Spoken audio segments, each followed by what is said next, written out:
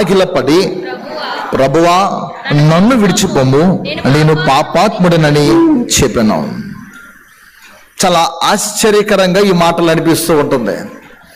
ఎందుచేత అనేది మనం ఆలోచిస్తే, మొదటి వచనం నుండి మనం చదివితే ఒక అద్భుతం అక్కడ జరిగినది, దైవ కార్యం అక్కడ కనిపిస్తుంది. అలాంటి సందర్భాల్లో, అలాంటి పరిస్థితిలో సీమోను పేతురు నుండి, అతని యొక్క నోటి నుండి వస్తున్న మాటలు మనం చాలా ఆలోచించదగినటువంటి విషయమని మనం అర్థం చేసుకోవచ్చు. అంత చక్కని అద్భుతము చూసినటువంటి సీమోను యొక్క జీవితం లేదా పేతురు యొక్క బతుకులో ఇలాంటి అద్భుతము చూసిన పిదప ఈ భావన లేదా ఈ ఆలోచన సీమోను పేతురుకు ఎలా వచ్చిందో మనం అర్థం చేసుకోవాలి. పిల్లరా, విస్తారంగా చేపలు లభించినంత మాత్రాన, విస్తారంగా అంటే ఒక రాశిలాగా లెక్కించినటువంటి చేపలు పట్టినప్పుడు వ్యాపారం భావం అనేది తన యొక్క జీవితంలో చేజిక్కించుకోవడానికి అతడు ఆశపడలేదు.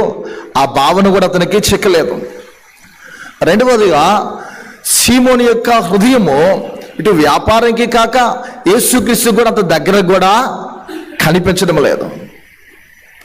ఎలా ఉంది తన స్థితి అనేది అద్భుతం చూసిన తర్వాత ఆలోచిస్తే పిల్లరా, అతని హృదయము ప్రత్యేకంగా ఒక సందిగ్ధమైనటువంటి అవస్థలో పడింది. అంటే చాలా సందర్భాల్లో మనుష్యులమైన మనము రెండు విధాలుగా ఊగిసలాడుతూ ఉంటాం. యాకోబు అంటూ ఉంటాడు, ద్విమనస్కులారా అని అంటూ ఉంటాడు. అంటే రెండు స్వభావము గల మనుష్యులారా అంటూ ఉంటాడు. ఏలియా తన యొక్క కాలములో ఓ మాట అంటూ ఉంటాడు, పిల్లరా, కర్మేలు పర్వతం చేత జనులను పిలిచి, ఎన్నాళ్ళ మట్టుకు మీరు రెండు తలపుల మధ్య తడబడుచుందరనే మాటలు మనకి కనిపిస్తూ ఉంటాయి. అంటే ఇక్కడ పేతురు యొక్క జీవితం కూడా దాదాపు అలాగే ఉంది. ఏంటంటే ఆయన హృదయము, పేతురు యొక్క హృదయము యేసుక్రీస్తుకు దగ్గరగా లేదు. అలాగని వ్యాపారాన్ని చేజిక్కించుకొని ఆ భావనలో ముందుకు సాగిపోవాలనే ఆలోచన కూడా కనిపిస్తుంది. రెండు విధాలుగా అతని యొక్క భావన కనిపిస్తుంది. అంటే జీవిత సందిగ్ధములో మధ్య రకమైన ఇతని జీవితము లేదా ఇతని బ్రతుకు కనిపింది. యేసుక్రీస్తు వారు ఏ జీవితాన్ని తాకినా, ఏ ఇంటిలో తన యొక్క అడుగు పెట్టినా, ఎలాంటి బ్రతుకును ఆయన స్పృశించినా ఒక సందిగ్ధ అవస్థ అనేది ఏర్పడుతుంది. ఏంటి దాని ఉద్దేశం అంటే, దేవుణ్ణి అనుసరించాలా, లేకపోతే ఏదైతే నాకు లాభకరంగా, ప్రీతికరంగా, దీవెనకరంగా అనిపిస్తుందో, ప్రయోజనకరంగా అనిపిస్తుందో దీన్ని అనుసరించాలా, ఇది చేజెక్కించుకోవాలా అని రెండిటి మధ్య ఊగిసలాడుతూ ఉన్నటువంటి జీవిత సందిగ్ధంలోనికి మానవుడు సహజంగా వెళ్ళిపోతున్నటువంటి పరిస్థితి కనిపిస్తుంది. ఆ సందిగ్ధం నుండి కూడా మనల్ని రక్షించేవాడు యేసు ప్రభువారిని గమనించాలి. 5వ అధ్యాయము 5వ వచనం చూస్తే, సీమోను ఏలినవాడా, రాత్రంతయు మేము ప్రయాసపడితిమి గాని మాకేమీ దొరకలేదు. అయినను నీ మాట చొప్పున వలలు వేతమని ఆయనతో చెప్పను. అయినను నీ మాట చొప్పున రాత్రంతా ప్రయాసపడినను మాకేమీయో దొరకలేదు. కానీ ఇప్పుడు నీ మాట చొప్పున మేము వలలో వేతుము అనే మాట మనకు కనిపిస్తుంది. పిల్లరా, అంటే నీ మాట చొప్పున వలలో వేతుము అనే మాట ద్వారా మనం అర్థం చేసుకోవాల్సింది ఏంటంటే, ఆయనకు లోబడడానికి ఇక్కడ, ఆయన మాటకు విలువ ఇవ్వడానికి ఇక్కడ ప్రయత్నిస్తున్నట్టు కనిపిస్తుంది. ఇలాంటి సందిగ్ధమునందు ఆయన మాట చొప్పున మనము జీవించడానికి ప్రయత్నం చేస్తేనే విజయం మనల్ని వరిస్తుంది, జయం అనేది మనకి ప్రాప్తిస్తుంది. ఎప్పుడైతే ఆయన మాటకి మనం విధేయులుగా ఉండడానికి ప్రయత్నిస్తామో, ఆయన మాట వినడానికి, ఆయన మాట చొప్పున జీవించడానికి మనం ముందుకు వెళ్తామో, మహా విజయం అనేది సాధించడానికి ఇది ఆస్కారంగా ఉంటుంది. సీమోను పేతురు యొక్క జీవితంలో అతని విజయానికి కారణం ఆయన మాట చొప్పున అక్కడ ప్రవర్తించడానికి, వలలు వేయడానికి ప్రయత్నించారు. ఇది విశ్వాసులందరికీ చక్కని మాదిరి.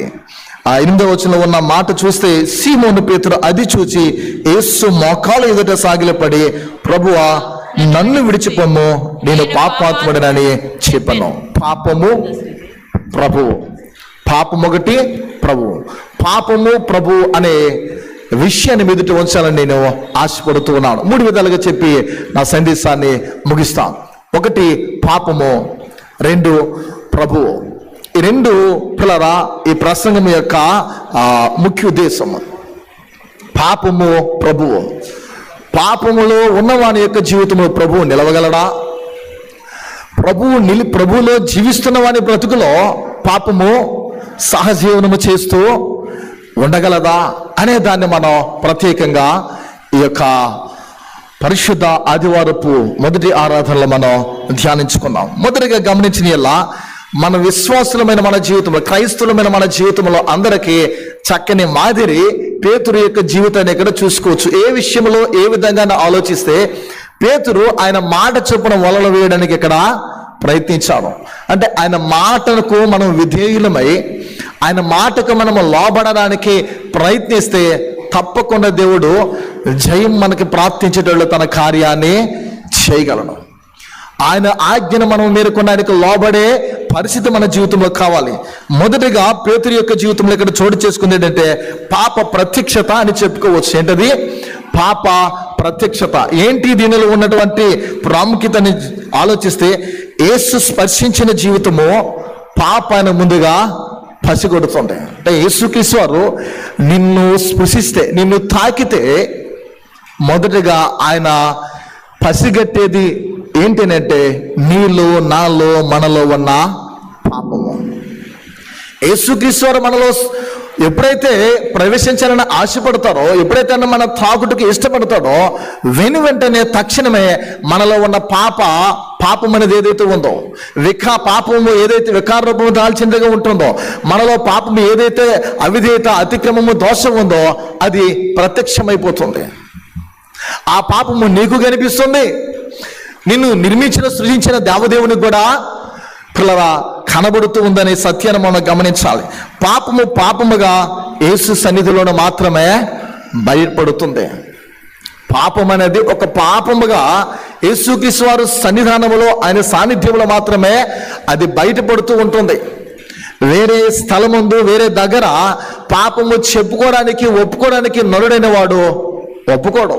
దావీదు అంటాడు కదా తన జీవితంలో, నా పాపముని ఎదుట కప్పుకొనక ఒప్పుకుందనని అనుకుంటూనే అంటూ ఉంటాడు. అంటే నరులమైన మనము పాపాన్ని కప్పుకునే వారికి ఉండడానికి ప్రయత్నిస్తాం, కానీ ఒప్పుకోవడానికి పెద్దగా ఇష్టపడ్డాం.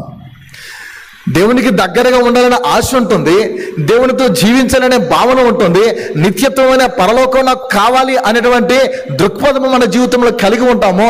పరలోకానికి నేను వెళ్ళాలి, నా బిడ్డలు వెళ్ళాలి, మా కుటుంబం వెళ్ళాలి, మేమందరము సంఘం అంతే కదా దేవుని సాన్నిధ్యంలో ఉండాలి, నిత్యత్వంలో ఉండాలనే ఆశ అందరికీ ఉంటుంది. కానీ ఆశను నెరవేర్చుకోవడానికి మాత్రం ఎవరమో ప్రయాసపడ్డాం కొద్దిమంది. అందుకే యేసుక్రీస్తు వారు కొండ మీద ప్రసంగిస్తున్నప్పుడు మత్తయి సువార్తలో ఆయన పలుకుతున్న మాటలు మనందరికీ బాగా విదితమే, తెలిసిన విప్రలారా ఇరుకు ద్వారంలో ప్రవేశింప పోరాడుడి అనే మాటలు కనిపిస్తాయి.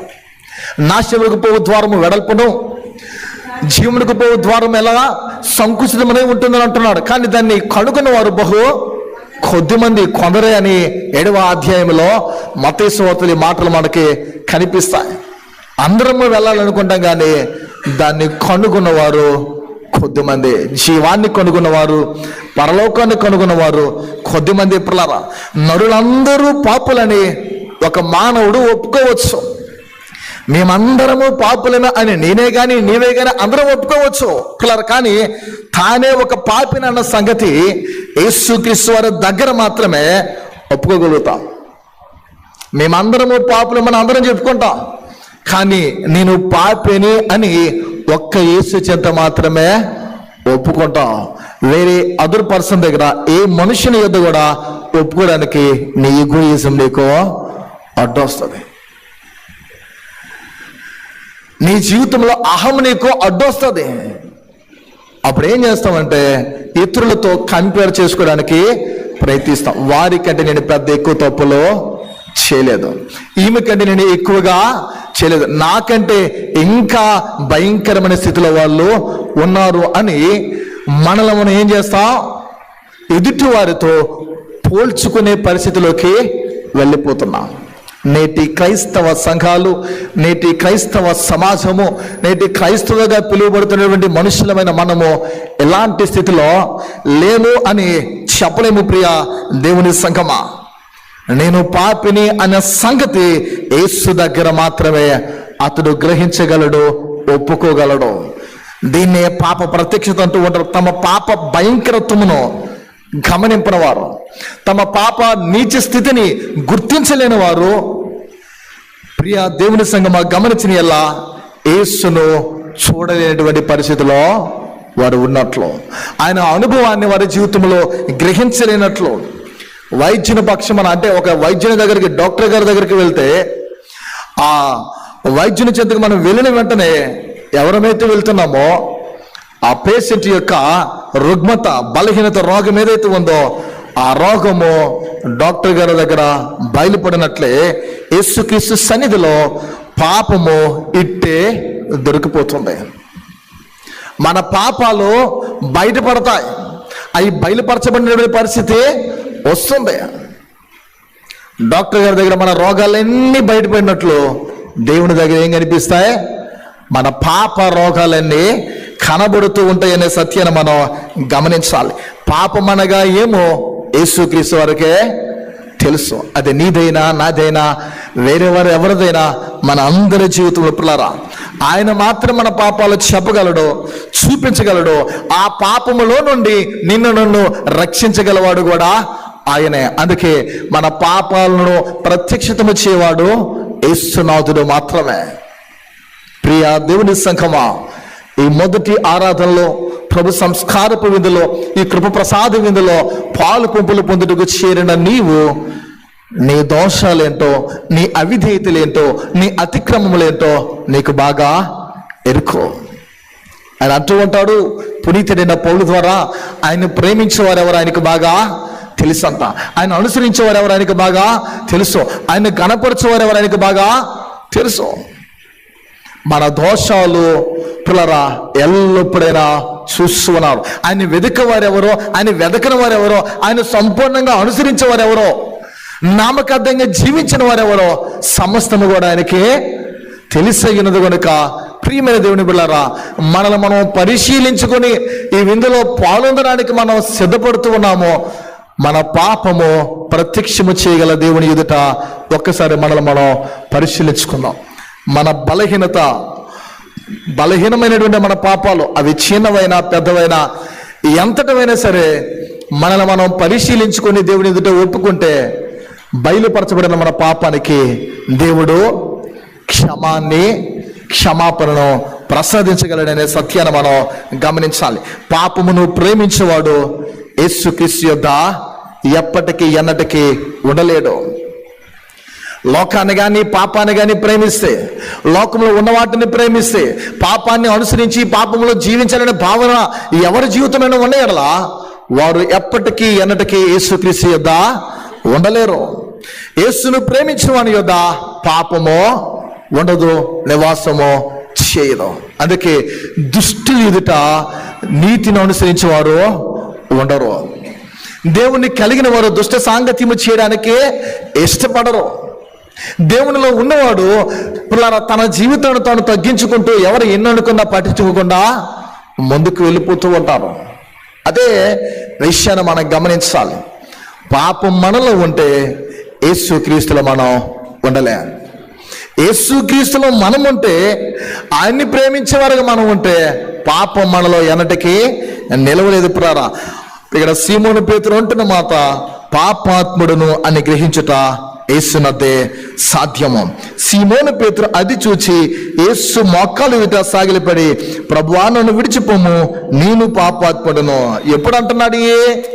ఆయన మాట చొప్పున వలలు వేస్తే పిల్లరా విస్తారమైనటువంటి చేపలు పడిన పిమ్మట, అంటే ఈ అద్భుతము చూసిన పిదప పేతురి మాటలో పలుకుతున్నారు. ఎందుకు? ఎంత అద్భుతము చూసిన పేతురు జీవితంలో ఎలాంటి మాటలో పలకవలసిన అవసరత ఏంటి? నీ జీవితంలో ఎన్నెన్నో అద్భుతాలు, ఆశ్చర్య కార్యాలు నీ కుటుంబంలో, నీ జీవన గమనంలో దేవుడు ఎన్నో నేటి వరకు చేసి ఉన్నాడు. అయినను మన జీవితాల్లో ఏదో మేము బాగున్నాము, మా పరిస్థితులు బాగున్నాయి, మా కుటుంబాలు బాగున్నాయి, మా బ్రతుకులు బాగున్నాయి అనే భావనలు మనం వెళ్ళిపోతున్నామేమో. క్రైస్తవ సంఘములో లేదా దేవుని మందిరములో చేరి వచ్చిన మనం దేవుని సన్నిధికి ఎందుకు వస్తున్నామంటే, మనుష్యులు మేము ప్రభువా, మానవులు మేము ప్రభువా, మేము బలహీనలము, మాలో పాపాలు దోషాలు ఉన్నాయి, వాటిని నీ సన్నిధిలో ఒప్పుకుంటున్నాము. నీ సమాధానం మేము పొంది, నీ శాంతిని మేము అనుభవించి మా గృహాలకి నెమ్మదితో మేము వెళ్ళాలి. పేతురు నేను పాపాత్ముడునని ఒప్పుకుంటున్నాడు. పిల్లారా గమనించిన రెండవది పాప వాంఛ. మొదటిది పాప ప్రత్యక్షత, తన పాపం అనేది ప్రత్యక్షమైంది ఎందువలన అనేది మనం చూద్దాం. రెండవది పాప వాంఛ. పిల్లారా తాను పాపాత్ముడనని సీమోను గుర్తించగానే జీవితంలో సందిగ్ధము ఆరంభమైంది. ఎక్కడే పేతురు యొక్క జీవితంలో ప్రారంభము కనిపిస్తుంది. ఏంటి ప్రారంభము? అసలు యేసుక్రీస్తుతో ఉండాలా ఉండకూడదా అనే ఒక మధ్యస్థితి అనేది కనిపిస్తుంది. ఫర్ ఎగ్జాంపుల్ దృష్టాంతంగా చెప్పుకోవాలంటే యేసుక్రీస్తు వారు మాట్లాడుతూ ఉంటారు. ఆయన ఉపమానములో దృష్టాంతాలుగా చెప్పిన సందర్భంలో ఏ మనుష్యుడును ఇరువురు యజమానులకు దాసుడిగా ఉండనేరని. పిల్లరా గమనించిన ఎలా అంటే ఇరువురు యజమానులకి ఒక వ్యక్తి దాసుడిగా ఉంటే ఒకరికి మేలు చేస్తారు, మరొకరికి ఏం చేస్తారు? కీడు చేసేవానిగా ఉంటారు. అలా ఉండనేరరు అని దేవుని వాక్యములో యేసుక్రీస్తు వారి స్వయంగా ఆయన నోటి నుండి వచించే మాటలు కనిపిస్తున్నాయి. పాప వాంఛ అనేది మనం చాలా జాగ్రత్తగా ఆలోచించవలసిన విషయం. పేతురు జీవితము లేదా ఆయన బ్రతుకు ఇక్కడ సందిగ్ధములో ఉంది. పాపము కావాలనా లేక ప్రభువు కావాలనా? మనకు పాపము అంటే ప్రీత లేదా ప్రభు అంటే ప్రీత అనేది మనలో మనం ప్రశ్నించుకుంటూ పరిశీలించుకోవలసిన అవసరత ఉంది. అంటే నిన్ను నీవే క్వశ్చన్ చేసుకోవాలి. ఎవరో నేను పాయింట్ అవుట్ చేయడమో, ఎవరో నేను క్వశ్చన్ చేయడమో, పాస్టర్ గారో సంఘ నాయకులో లేకపోతే మీ ఇంటిలో ఉన్న పెద్దవారో కాదు. నిన్ను నీవు ప్రశ్నించుకోవాలి, నీకు నీవే జవాబు చెప్పుకోవాలి. అందుకే వాక్యము అర్థమును పోలి ఉన్నదని యాకోబు తన పత్రికలో అంటూ ఉంటాడు. మన దోషాలు, మన యొక్క మరకలు, డాగులన్నీ కూడా ఈ వాక్యమైన అర్థములో కనిపిస్తూ ఉంటాయి. ప్రియమైన దేవుని బిడ్డలారా, నీకు పాపము కావాలా లేదా ప్రభువు కావాలా అనే ప్రశ్న మరింత తీవ్రముగా పేతురు జీవితంలో ఎక్కువైంది.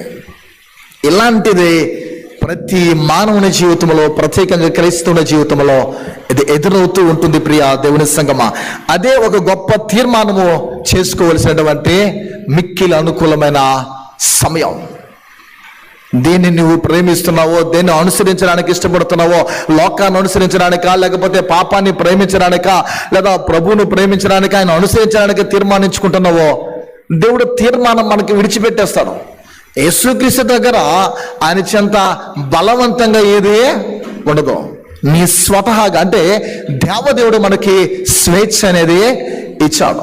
ఈ స్వేచ్ఛ ఎందుకు ఇచ్చినాడంటే నీ నిర్ణయం ద్వారా ఆయన దగ్గర నీవు వెళ్ళాలి, కానీ బలవంతంగా ఎవరు నెట్టు కొట్టు నిన్ను ఫోర్స్ చేస్తే నీ వెళ్ళడమో కాదు. నీకు నీవే వెళ్ళాలి. యేసుక్రీస్తును దర్శించిన ప్రతి జీవితంలో దాగున్నటువంటి పాప రూపము అది ఎలాంటిదైనా సరే బయలుపడగానే హృదయములో ఒక పోరాటమో ప్రారంభమవుతుంది. యేసుక్రీస్తు వారు మన యొక్క జీవితంలో ఎప్పుడైతే దర్శిస్తారో, అది వాక్యము రూపంలోనైనా, అంటే వాక్యము ద్వారా నీతో మాట్లాడనైనా, తన మాట ద్వారా అయినా, లేఖనాలు బైబిల్ నువ్వు చదువుతున్నప్పుడు ఆ వాక్యాధారాల ద్వారా అయినా, ఎవరో పాటలు పాడుతున్నప్పుడు ఆ పాటల ద్వారా అయినా, ఇతరులు సాక్ష్యం చెప్తున్నప్పుడు ఆ సాక్ష్యం ద్వారా గానా, కరపత్రికల ద్వారా అయినా, ఎలా అయినా ప్రభు నిన్ను దర్శించిన పిమ్మట నీలో నాలో మనలో దాగున్న పాప రూపము బయలుపడగానే హృదయములో ఒక విధమైన పోరాటము ప్రారంభమవుతుంది. ఆ పోరాటము మన తనువు చాలించేంత వరకు, మన ఈ భూమి మీద పిల్లరా ఆయన జీవన నాసికారంధ్రంలో జీవవాయువు ఏదైతే ఊదినాడో ఈ ప్రాణవాయువు పోయేంత వరకు కూడా ఈ పోరాటము జరుగుతూనే ఉంటుంది. దేనికి? శరీరానికి, ఆత్మకు. శరీర ఆశలకు, ఆత్మ సంబంధమైనటువంటి కోరికలకు. ఆత్మకు కోరికలు ఉంటాయి, శరీరానికి కోరికలు ఉంటాయి. కానీ భూ సంబంధమైనటువంటి ఈ లోకములో శరీర కోరికలకి మనం ప్రాధాన్యత ఇస్తాం, కానీ ఆత్మను పెద్దగా పట్టించుకునే వాళ్ళుగా ఉండం. ఒకడు ఆత్మీయంగా ఉన్నాడని నిర్ధారించడం చాలా కష్టం. ఒకడు శారీరకంగా బాగున్నాడు, చక్కగా చేస్తున్నాడని పిల్లరా భూమి మీద భౌతికంగా ఆలోచిస్తే ఏదైనా ఇట్టి సులభంగా మనం గుర్తించి చెప్పేస్తాం. దేవునిలో మనం నిలుస్తున్నామో లేదనేది నీకు మాత్రమే, నేను నిర్మించిన సృష్టికర్త అయిన దేవదేవునికి మాత్రమే తెలుస్తుంది. ప్రియా దేవుని పిల్లరా, ఆ పోరాటము ప్రారంభమవుతున్నటువంటి మొదలుకొని యేసు కావాలన్న కోరిక ఒకవైపు నుండి ఉంటుంది, మరోవైపు పాపములోనే ఉండిపోవాలి, పాపములోనే జీవించాలి, పాపముతో నా జీవితము కొనసాగించినటువంటి మమత మరొక వైపు మనల్ని పీడిస్తూనే ఉంటుంది. పాపములో ఉన్నటువంటిది ఏంటంటే ఓ విధమైనటువంటి తెలియని మత్తిల్ల స్వభావము ఏర్పడుతుంది. ఎలా? ఇస్కరియోతు యూదాలాగా, బలాఢ్యుడైనటువంటి సంసోను వలె, లేకపోతే పిల్లరా చక్రవర్తి జ్ఞాని అయినటువంటి సొలొమోను వంటి మత్తిల్లే స్వభావం అనేది పాపములో ఉంటుంది. అలాంటి మత్తిల్లే స్వభావం పాపం మనలోకి వచ్చినప్పుడు, అది బలపరచబడినప్పుడు నీవు ఎంతటి వాడివైనా సరే దిగజారిపోయే పరిస్థితి వస్తుంది. నువ్వు ఎంతటి వాడివైనా సరే కిందకి జారిపోయే పరిస్థితి దాపురిస్తుంది. ప్రియమైన దేవుని సంఘమా, ఈ సత్యాన్ని మనం గమనించాలి. మనలో ఎలాంటి లక్షణాలు ఉంటే ఎప్పటికీ ఆధ్యాత్మికమైన జీవితంలో మనం బలపరచబడలేము. సహజంగా పాపి తన పాపమునే కోరుకోవడానికి ఇష్టపడతాడు. ఒక వ్యక్తి ఒక పనికి అలవాటు పడిపోతే దాన్ని కొనసాగిస్తూ ఉన్నప్పుడు దాన్ని చేయడానికి ఇష్టపడుతూ ఉంటాడు. ఇది సహజమైనటువంటి లక్ష్యము పిల్లరా. పాపము ఏలే జీవితమును, పాపాన్ని ఏదైతే పాపం మానవుని పరిపాలన చేస్తుందో అలాంటి ఏలే జీవితమునకు ప్రభువును కోరుకునే శక్తి అనేది అంతగా ఉండదు. నిన్ను నన్ను పాపమని ఏలుబడి చేస్తే, అంటే దుష్టును వశమై ఉండి సాతానుడు మనల్ని ఏలితే, వాని పాలనలో మనం ఉంటే, ప్రియమైన దేవుని సంఘమా, ప్రభువును కోరుకునే, యేసుక్రీస్తు వారిని కోరుకునే శక్తి అంతగా మనలో ఉండదు. ఆ శక్తి మనకు కావాలంటే పాపాన్ని ప్రేమించక ప్రభువుని ప్రేమించేవారుగా ఉండాలి. పాపానికి ఉండే వాంఛ ఎలాంటిదంటే చేసే కొద్ది ఇంకా పాపాన్ని చేయాలి. ఆశ మరింతగా ఎక్కువవుతూ ఉంటుంది. కోరికలు, వాంఛలు పెక్కుగా వస్తూ ఉంటాయి. పిల్లరా, ఒకసారి నీ కోరిక తీర్చబడినప్పటికీ ఇంకా ఆ కోరికలు వస్తూనే ఉంటాయి. ప్రియా దేవుని సంఘమా, గమనించిన ఎలా. అందుకే పాపమునే కోరుకోవడానికి ఇష్టపడుతూ ఉంటారు. లోకం ఎలాంటిదంటే బరబ్బానే కోరుకుంది కండి పిల్లరా, యేసుక్రీస్తు వారిని కోరుకోలేదు. బరబ్బాని లోకము కోరుకున్నట్టులో ఆశ్చర్యపడవలసిన అవసరత లేదు. ఎందుకంటే పాపులు పాపాన్ని ప్రేమించేవారుగానే ఉంటారు. పాపులు అలాంటి వారినే ఎన్నుకునేవారుగానే ఉంటారు. గమనించిన ఎడల యేసుక్రీస్తు వారిని వారు కోరుకోలే. నేను పాపాత్ముడును, నన్ను విడిచిపోము అని 8వ వచనంలో సారం ఏంటంటే, నాలో పాపం ఉంది ప్రభువా, నేను నీతో ఉండలేను, నేను నీకు దూరంగా ఉంటాను, నన్ను విడిచి వెళ్ళిపో. ఇది పేతురు యొక్క ఉద్దేశం. ఏమంటున్నాడు? ప్రభువా, నేను పాపాత్ముడును, నాలో పాపం ఉంది, సో నన్ను నీవు విడిచి వెళ్ళిపో. ప్రియమైన దేవుని సంఘమా, అప్పటికే యేసుక్రీస్తు వారు పేతురు యొక్క మాట విని, ప్రభువా, రాత్రంతా ప్రయాసపడ్డా, అయినను నీ మాట చొప్పున వలలు వేస్తాం, నడిపించినావనే కీర్తన దాదాపు బాగా అందరికీ సుపరిచితమైనటువంటి కీర్తన. 2వ అనుబంధంలో 661వ కీర్తన. ఈ కీర్తన పేతురు నీ దోణెను లోతునకు నడిపించు అనే దానిపై పేతురు యొక్క జీవితాన్ని బేస్ చేసుకొని ఏబి మాసిలమణి గారు రచించినటువంటి కీర్తన. ఈ కీర్తన అందరికీ బాగా తెలుసు, అందరికీ అనువైన కీర్తన, పిల్లరా, అలవాటైనటువంటి కీర్తన. పేతురు అంటున్నాడు, ప్రభువా నేను పాపాత్ముడను, నన్ను విడిచిపోము. అద్భుతం చేశారు ప్రభు. అక్కడ ఏంటి? మీ వలలో నేను చెప్పినట్లు వేయండి. వారు దక్షిణ హస్తం వైపు వలలు వేయగా వలలు పిగిలిపోయేంతగా చేపల పడినటువంటి ఆ రాశిని చూసిన పిదప కూడా పేతురు ఎందుకు ఇలాంటి డెసిషన్ తీసుకుంటున్నాడు, ఎందుకు ఇలాంటి తీర్మానం, ఎందుకు ఇలాంటి నిర్ణయం, ఇలాంటి మాటలు ఎందుకు ఆడుతున్నాడంటే పేతురులో దాగున్నటువంటి పాపము ప్రత్యక్షపరచబడుతుంది. పేతురు ఉన్న పాప వాంఛ ఎలా ఉందంటే దేవుడికి కావాలనే వాంఛ అక్కడ కలగట్లేదు. అందుకే లోతైన జలములలో లోతున వినబడు స్వరమా, లోబడుటను నేర్పించి లోపంబులు సవరించి లోనున్న ఈవులలో లోతైన నా బ్రతుకు లోపించని అర్పణగా లోకేశ జీయుమయా నడిపించు నావా. లోతైన జలములలో అంటే లోకం అనే సంద్రం, అదే లోతున వినబడు స్వరమ అంటే నీవు పాపములో ఎంత లోతుకు వెళ్ళిపోయినా ఆయన స్వరము వినబడుతుంది. నువ్వు ఎంత లోతుకు, నువ్వు హీనమైన పరిస్థితులకు నువ్వు జారిపోయినా నిన్ను రక్షించగలవాడు. అందుకే ఎంత ఘోర పాపనైనా రక్షించగలవాడు యేసునాథుడు. ఆయన యొద్దకు వచ్చి వాడిని ఎంత మాత్రమైనా తోసివేసేవాడు కాదు. లోబడుటను నేర్పించు, నాకు లోబడ్డము నేర్పించు ప్రభు. నాలో ఉన్న లోపాలను సరిచేయండి. నాలో ఉన్న లోపాలు సరిచేస్తే లోపము లేనటువంటి అర్పణగా నన్ను నేను అర్పించుకుంటా. మనలో లోపాలు ఎన్నెన్నో. నాలో లోపము లేదు అన్నవాడు ఎవరు ఈ చర్చిలో ఎనీబడి మనం ఆలోచించిన ఎలా నేనే కానీ నీవే కానీ ఎవరమో లేమో. అది మొదటి ఆరాధన జరిగినటువంటి సంఘములో కానీ, అదే మన మొదటి ఆరాధనలో కానీ, ఈ ద్వితీయ ఆరాధన జరుగుతున్నటువంటి మన ఆరాధన కార్యక్రమంలో కానీ లోపము లేని వారు ఎవరము ఈ ప్రపంచంలో, ఈ భూమి మీద ఉన్నటువంటి ఎన్నో క్రైస్తవ సంఘాలు ఉన్నాయి. ఏ సంఘములు ఎవరో లేరో. అందరూ పాపము చేసి దేవుడు అనుగ్రహించే మహిమను పొందలేకపోతున్నారు. కానీ లోపించని అర్పణగా నేను అర్పించుకోవడానికి నాలో లోపాలు సరిచేసే. ప్రియమైన దేవుని సంగమా, మనలో లోపాలు సవరించబడి సరిచేయబడాలంటే ప్రభువుకు మనం సహకరించాలి. ప్రభువుకు మనం సహకరించే వారిగా ఉండాలి. ఆయన మాటకు లోబడే వారిగా ఉండాలి.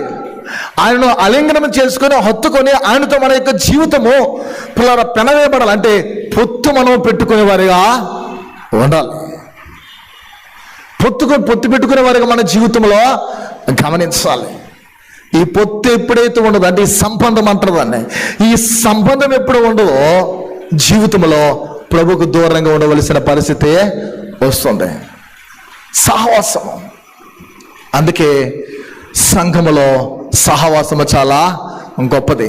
ఫెలోషిప్ అనేది చాలా ఉన్నతమైనది. అందరూ సహవాసముగా కూడుకునటం మంచిది. ఏదైనా ఆరాధన, మన అందరికీ క్యాలెండర్, చర్చ్ క్యాలెండర్స్ ఇచ్చారండి, అందరికి ఇచ్చారు. ఏ చర్చిలోనే చర్చ్ క్యాలెండర్స్ ఇస్తారు ఉచితంగా. ఆ క్యాలెండర్స్ పై ఏం చేస్తామంటే మాకు బుధవారం మీ ప్రార్థన, మంగళవారం మీ ప్రార్థన, లక్షవారం మీ ప్రార్థన, శుక్రవారం మీ ప్రార్థన అని ప్రతిదీ అందులో మెన్షన్ చేస్తారు. అవునా? ఎందుకు మనం ప్రతి ఒక్కరు ప్రార్థనలో పార్టిసిపేట్ చేయాలి. అవి మనకి అనుకూలమైన సమయాలే పెడతారు. అయినా ప్రార్థనలకు రావడానికి ఇష్టపడ్డాం. యేసుక్రీస్తు వారు కొండ మీద ప్రసంగం చేస్తే ఒక మాట చెప్పి మూడవ మాట చెప్పి ముగించేస్తా పిల్లరా. ఆయన కొండ మీద ప్రసంగం చేస్తే ఒక మాట అంటారు, నీతి కొరకు ఆకలి దప్పులు గలవారు ధన్యులు, వారు తృప్తిపరచబడదురు. ప్రభు చిత్తమైతే ఎప్పుడైనా ధ్యానిద్దాం. ఎవరికి ఆకలి ఉంటుంది? ఆరోగ్యం కలిగిన వారికి ఆకలి ఉంటుంది. శారీరకంగా ఆరోగ్యవంతులకు ఆకలి, అనారోగ్యవంతులకి అన్నం వహించదు, ఆకలి లేదు. అలాగే స్పిరిచువల్గా ఆత్మీయంగా ఆలోచిస్తే ఎవరికి ఆకలి? దేవునిలో ఉన్నవానికి ఆకలి, దేవునిలో లేనివానికి ప్రార్థన అన్నా పాటలన్నా ఏదైనా యావగింపు, నచ్చదు, రాము, దూరంగా ఉండే పరిస్థితి దాపురిస్తుంది. ప్రియ దేవుని బిడ్డలారా, ప్రభువా నేను పాపాత్ములను విడిచిపోను అంటులో నా పాపమును నా యొద్దనే ఉండనిచ్చి నీవు వెళ్ళిపో ప్రభు అనే పేతురు యొక్క ఉద్దేశము. ప్రియ దేవుడి సంగమా, అతని ప్రార్థన, ఈ ప్రార్థన ప్రభువును పాపమును అంటే ప్రభువును ఒకవైపు పాపమును ఒకవైపు ముఖాముఖిగా చూచిన పిమ్మట వచ్చినది పేతురి జీవితంలో. ఎంత భయంకరమైన ప్రార్థన! ప్రభువా నేను పాపాత్ముడని గ్రహించాడు, కానీ నన్ను విడిచి వెళ్ళిపోని అంటానంటే నా పాపము నాతోనే ఉండ, నువ్వు వెళ్ళిపోని భయంకరంగా ప్రార్థిస్తూ ఉన్నాడు. ప్రియమైన దేవుని సంగమా, పాపానికి ఉన్నటువంటి వాంఛ తీవ్రమైనటువంటిది. ఎలాంటి మనుష్యునైనా, ఎలాంటి బలాఢ్యుడు మనకు అవసరం లేదు. బైబిల్లోనే రాయబడింది, సంసోన్ అనే మనుష్యుడు భూమి మీద అందరికంటే యోధుడు, బలాఢ్యుడు. గాడిద పచ్చి దవడ ఎముక చేత 1000 మందిని హతమార్చగలిగినటువంటి పిల్లల సమర్థుడు. అలాంటి మనుష్యుడే పాపములో జారిపోయాడు. మత్తిల్లే స్థితి అతని జీవితంలో పాపములో చోటు చేసుకుంది. బయటికి రాలేని పరిస్థితి. మంచి చేయాలని ఏదైతే నాకు ఉందో, మేలైనది ఎరుగియో, మంచి ఏదో నాకు తెలిసియో దాన్ని చేయలేని పరిస్థితులు అంటున్నారు. ఎవరు? పౌలు. మంచి అంటే ఏంటో నాకు తెలుస్తుంది, మేలంటే ఏంటో నాకు తెలుస్తుంది, కానీ అది చేయలేని పరిస్థితిలో ఉంటున్నాము. ప్రియమైన దేవుని సంగమా, మన పాపాలు మనం ఒప్పుకుంటే దేవునికి దగ్గరగా ఉంటాం. దూరంగా ఉంటే అంటే పాపంలో మనం ఉంటే దూరంగా ఉండే స్థితి ఎప్పటికీ ఉంటేనే ఉంటుంది. అయినను నీ ఎడల నా ఎడల అనునిత్యము అనుదినము నూతనమైన వాత్సల్యత మనపై పుడుతూనే ఉంటుంది. విలాప వాక్యంలో రాయబడుతుంది. పిల్లరా, చివరిగా పాప విసర్జన. మొదటిది పాప ప్రత్యక్షత, రెండవది పాప వాంఛ, మూడవది పాప విసర్జన అంటే పాపాన్ని విడిచిపెట్టడం, త్యజించడం. పాపాన్ని విడిచిపెట్టడం. పిల్లల, ఇట్టి సందిగ్ధములో, ఇలాంటి మధ్యస్థ స్థితిలో యేసు మనలను విడిచిపెడతాడా? నీవు మధ్యలో ఉన్నావు, రెండు తలంపులో ఉన్నావు, ద్విమనస్కుడివై ఉన్నావు. లోకము కావాలి, ప్రభువు కావాలి, పాపము కావాలి, ప్రభువు కావాలి, అది కావాలి, ఇది కావాలి అనే ఆలోచనలు వెళ్తూ ఉన్నప్పుడు ప్రభు నిన్ను విడిచిపెడతాడా అంటే ఎప్పటికీ ఎన్నటికీ ఆయన నిన్ను విడువడు. ప్రియమైన దేవుని సంగమా, లోతునకు నడిపించుము అని ఇంకా ఆయన ఆజ్ఞాపిస్తూనే ఉంటాడు. నీ జీవితంలోకి ఎన్నో ఎత్తుపాలను వస్తూ ఉంటాయి, అయినను నీ జీవిత నావను నీవు ముందుకు నడిపించు. లోతునకు వెళ్ళగానే పాపపు లోతు తెలియదు. అందుకే పాపపు జీవితపు ఏదైతే ఉందో, మన పాప జీవితపు లోతును ఎరిగిన వారు, చూచిన వారు ఎవరంటే ఆయనే. నీ పాప జీవిత లోతును ఎరిగి చూచిన వాడు యేసుక్రీస్తు వారు మాత్రమే. రక్షకుని యొక్క ప్రభావము మనము లోతునకు వెళ్ళిన తర్వాతే తెలుస్తుంది. పైన ఉంటే చూడండి, పూర్వకాలంలో ఇప్పటికి కూడా చాలా ప్రాంతాల్లో ఎల్లేస్తారు, అంటే సున్నం వేస్తూ ఉంటారు. సున్నం వేసిన కొన్ని రోజులకి ఏమవుతుంది, అది బీటలు తీరిపోయి అవన్నీ పగిలిపోయి పెచ్చిల్లా రాలిపోతాయి. అంటే పైపోత భక్తి, పైపోత క్రైస్తవ జీవితాన్ని కలిగి ఉంటే అవి రాలిపోయేవిగా ఉంటాయి. అది చాలా ప్రమాదకరము. ప్రియ దేవుని సంగమా, చివరిగా గమనిస్తే పాప విసర్జనలో ఉన్న విషయము, ఈ రెండింటికి మధ్య సందిగ్ధము అనులోతులో మునిగిపోవట ప్రమాదం. ఇలాంటి పరిస్థితి మన జీవితంలో ఎదురైనప్పుడు పిల్లరా, మునిగిపోయే పరిస్థితి లోతులో జరుగుతుంది.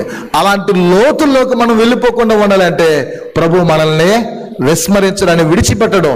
మనతో ఉండే దేవుడు సీమోను పేతురును ఆయన చూసి తెలియజేస్తున్న మాట 4వ అధ్యాయము మత్తయి సువార్త చివరిగా 19వ వచనం చూస్తే ఒక మాట గమనిస్తుంది పిల్లరా. 4వ అధ్యాయము 19వ వచనం, నా వెంబడి రండి, నేను మిమ్మను మనుష్యుల పట్టుజాలనుగా చేతునని వారితో చెప్పను.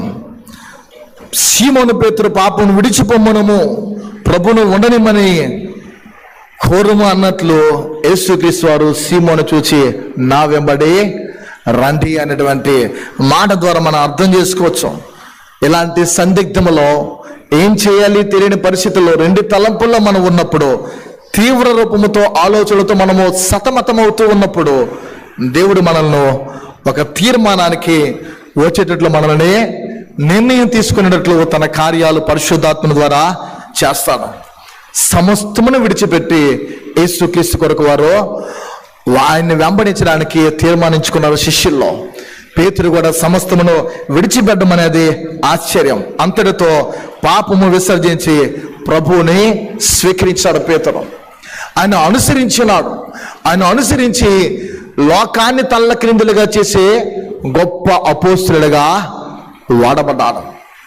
119వ కీర్తన మనం చదువుకున్న ఆ భాగంలో చూస్తే పిల్లరా, కొన్ని విశేషమైనటువంటి సంగతులు దీనికి అనుగుణంగా ధ్యానించుకునేటువంటి ఆ మాటలు 113 నుండి 120 వరకు ఉంటాయి.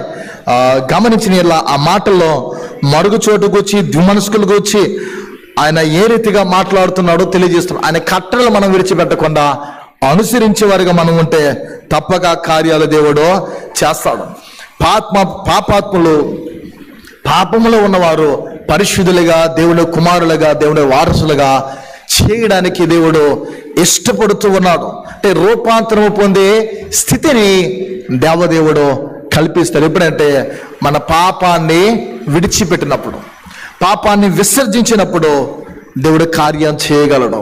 అందుకే అతన్ని గూర్చి మనం గమనించిన ఎలా పేతురు బ్రతుకుని గూర్చి బాగా ఆలోచిస్తే, దేవుని యొక్క లేఖనాలను అనుసరించి మాసిలమ్మని గారు రచించిన ఆ కీర్తనలో ఆ చివరి చరణంలో ఉంటుంది, ప్రభు యేసుని శిష్యుడినై ప్రభు ప్రేమలో పాదుకొని ప్రకటింతును అనే ఈ మాటలు చాలా అద్భుతం. పరిశుద్ధిని ప్రేమ కదని, అంటే యేసుక్రీస్తు కొరకు పాపాన్ని విడిచిపెట్టిన తర్వాత అలాంటి తీర్మానం తీసుకున్నాడు కనుక లోకాన్ని తల్లక్రింది చేసేలా అపోస్తులుగా వాడబడ్డాడు. అంత మాత్రమే తన ప్రసంగం ద్వారా రమారమి సుమారు ఒక పర్యాయం 3000 మంది రక్షింపబడ్డాడు. పాపము కావాలా, ప్రభు కావాలంటే పాపమే కావాలనుకున్నటువంటి పేతురు జీవితము కడకు ప్రభువుని ప్రేమించి ప్రభు కొరకు తల్ల క్రిందులుగా సిలువ వేయబడి అతసాక్షిగా మారాడు. అలాంటి బ్రతుకును మనము కలిగి పాపాన్ని విడిచిపెట్టి ప్రభు సంస్కారపు విందులో పాల్గొంది అనేకులకు ఆదర్శమైన క్రైస్తవులుగా, మాదిరికరమైన క్రైస్తవ కుటుంబాలుగా మనము జీవించడానికి, నిలవడానికి దేవదేవుడు పరిశుద్ధాత్మ ద్వారా తన కార్యాలు చేసి నడిపించాలని రండి తలలో ఉంచుకుందాం, ప్రార్థిద్దాం. దేవుడి మాటలు దీవించినగాక. ఆమేన్. ప్రార్థన చేద్దాం. ప్రియులారా, నిజమే ప్రభువా, నీ వాక్యము తెలియజేస్తూ ఉంది, పాపము కావాలా, ప్రభువు కావాలా అంటే లోకాన్ని ప్రేమించిన మనుష్యులం, లోకంలో ఉన్న ఆశలను ప్రేమించేవారము, వాటి వైపే మొగ్గు చూపుతూ ఉంటాం. ఉన్నతమైన అత్యద్భుతాన్ని చూసినప్పటికీ కూడా నేను పాపాత్ముని ప్రభువు నన్ను విడిచిపోము అని అంటూ అన్నాడు పేతురు. ఆత్మార్పణ చేయకి, ఆత్మను అర్పించకుండానే నీ చెలిమిని, నీ స్నేహాన్ని ఆశిస్తున్న పేతురు ఆహాన్ని ప్రేమిస్తూ ఉన్నప్పటికీ తన జీవితంలో ఆధ్యాత్మికమైన విలువలు లేనివాడుగా ఉన్నప్పుడు తన విలువ తెలిసేటటువంటి లోతునికి నడిపించావు. నువ్వు ఉన్నతమైన వాడు ప్రభా. మా పాపము ప్రత్యక్షమవుతుంది నీ సన్నిధిలో. మా పాప వాంఛలు ఎలాంటివైనప్పటికీ అవి సమసిపోయినట్లు నీ కొరకైన ఆశలు, నీ కొరకైన వాంఛలు మాలో పుట్టేటట్లు చేయగలవాడు నీవే. మా పాపాలు విడిచిపెట్టడానికి, మా పాపాలు విసర్జించడానికి నీ సహాయతనివ్వండి. నీ సన్నిధానాలు మా పాపములు ఒప్పుకొని నీకు అనుకూలుగా నీ సన్నిధానంలో నడవడానికి మమ్మల్ని వాడుకోండి. పరిశుద్ధుడా, ప్రేమ గల దేవానికి స్తోత్రాలు. వెతబడిన ఆ వాక్కులు బడి ప్రార్థిస్తున్నాం ప్రభు, నీరు కట్టి ఫలింప చేయాలి. వాక్యానుసారంగా ప్రవర్తించే ధన్యతను ప్రతి బిడకను, ప్రతి ఒక్కొక్కరి మీరు కలుగ చేయాలి. ఇదిగో దేవా, పేతురు వలె మా జీవితంలో నీ కొరకు సమర్పించబడి కడవరకు దేవా మంచి పోరాటము పోరాడే భక్తులుగా మమ్మల్ని నిలబెట్టండి. మా పాపాలను ఒప్పుకుంటూ లోకంలో అనేకులకు దేవా నీ వెలుగును ప్రసరింపచేసి నీ యొక్క నామాన్ని చాటి చెప్పే క్రైస్తవురాండ్రులుగా, క్రైస్తవులుగా మమ్మల్ని నిలబెట్టి వాడుకుంటారని మా బిడ్డలందరినీ చేతులకు అప్పగించుకుంటాం. యేసు నామములో ఈ ప్రార్థన వేడుచున్నాను తండ్రి. ఆమేన్.